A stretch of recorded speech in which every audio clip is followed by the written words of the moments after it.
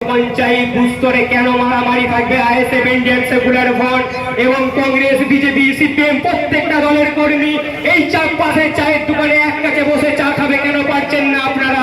আপনাদেরকে লাগিয়ে রাখা হচ্ছে। তার কারণটা কি জানেন? এখানে ওদের ফায়দা আছে, তাই ফায়দাটা হচ্ছে এটাই, যখনই আপনি প্রতিবাদ করতে শিখে যাবেন বলবেন আমার বাচ্চা অধিকারটা বুঝিয়ে দেন মাননীয় মমতা বন্দ্যোপাধ্যায়, আপনি বলবেন দলিত ভাইটা আমার বাচ্চার অধিকারটা বুঝিয়ে দেন, আপনি বলবেন সংখ্যাগুরু ভাইটা আমার বাচ্চার অধিকারটা বুঝিয়ে দেন। তাই আমাদেরকে সর্বোচ্চ নিচ স্তরের নেতা কর্মীদেরকে লাগিয়ে রাখে।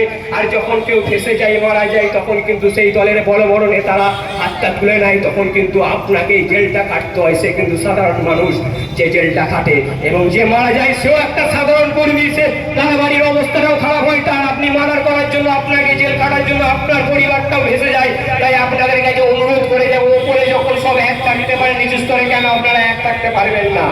এবং আরেকটা জিনিস আপনাদেরকে পরিষ্কার ভাষায় জানিয়ে, ইন্ডিয়ান সেকুলার ফ্রন্ট সমাজকে পরিবর্তন করতে এসেছে।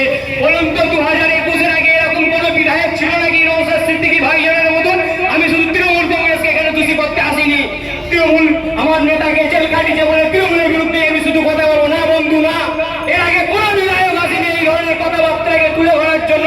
একটা বিধায়কের মাইনে এর আগে আপনারা কেউ জানতে পেরেছিলেন? 2021 সালের আগে 82,087 টাকা মাইনে কেউ জানতে পেরেছেন? বলুন তো এখানে বুকে হাত দিয়ে আপনারা বলুন, কেউ জানতে পেরেছিলেন?